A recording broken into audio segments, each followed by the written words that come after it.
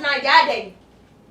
One more entiasie, I will force woman tiasie. Nanka, yeah, teacher for so make a say, I give away your judges will be that. Say, F in change pan. Fit any as anything, and your friends say, mechanic.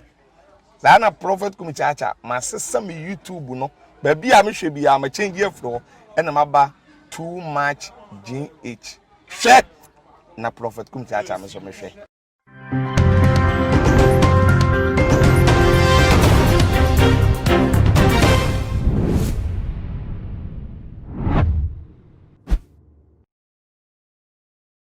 Mema obibia akwaba ebiem ede ebatu ma GH aso ekeskapa enemidi na gana wahala jumedie ena wani eguso a wo hwe na ebusuafo munim se eye nche bia ena ye ankasa ye nuanom a chese wo mo tro eye wo mo wasi SS fo yi wo mo result ebebepie mu ede ni je ena ba ye ede mankrofo bi na nkrofo bi de ekoya awrehosem ena de ama wo mo se eye wo mo West African Examination Council ye results na abano ankoye amfa ama wo mo kra denti na ankoye amfa mo ma se ebinu nya AA BB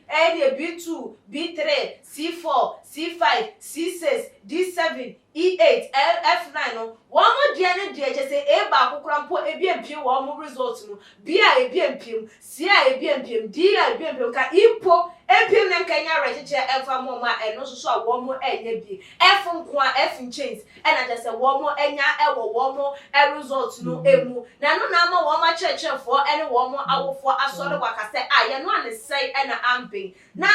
ye ma be kwakotro eye ensohwe na ye be bre ye ho etu school fees from SS1 SS2 SS3 do be ko boarding na didiemu the provisions ene de keka ho na ne nyina mu na kwra ne biwie na wo be kwakotro ensohwe na ne results be ba pa de na F9 garden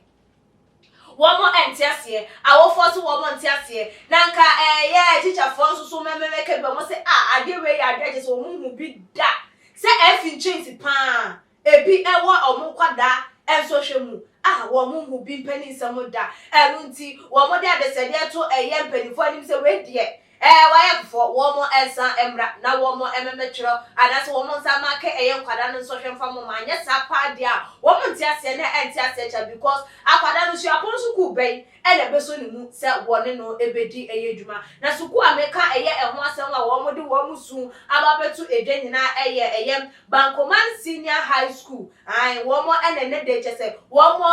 awofo anasa esukuu fo nkwada no wo mo esu ebobu na edidi wo mo awofo ene wo ma chechefo eche sei nkwada no ene yefa so bo no embo mo because sukuu bi wo ho no ma A1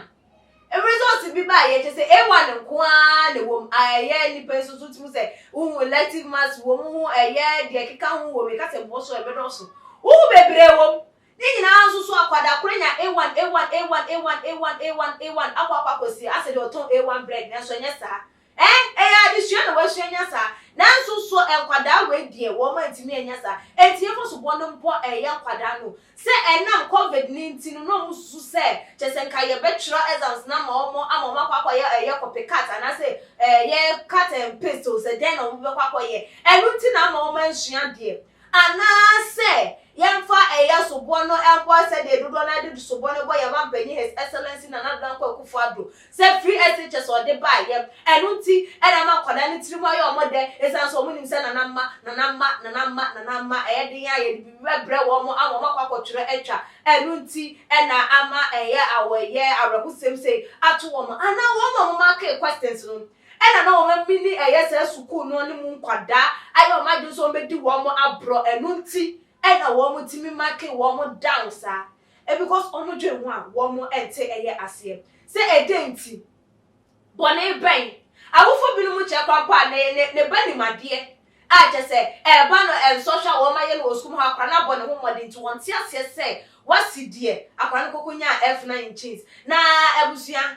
sei Yamma woman and tron fofro. And I say, Yam for pepes and common crop for a woman's and market and farmer woman. News and quadano na bon. And I do a market and a deal woman bro. And I am man penny or differences by him. And a wedding quadana bramo or mutilmayo mode. A man muntino. Woman shed and us will be the first as a banner will be the idea free a bro. Say, I am so nafako suku. Na be ye penny pa ka no de kan fom so we oyeye ene de him dan so dodo na de so bono e bono san se Ghana ha de o pa ye hwe ye be ka eye e ho asem ana covid yinti ena ma kwadala ntimi ensua de nam sa kire kirefo entimi enya time ankire eye wo mo kwada no eye topics e wo se wo mo encover enu nti na de oye ne ka sisi abana na se ye ne sa akra eye de na bi etimi atwa na ebi entimi twete se asem no de wo dwen ho a wonti ase akwa ye ba ye chese wo fa 19 kro wumia ya wa mia susu a etu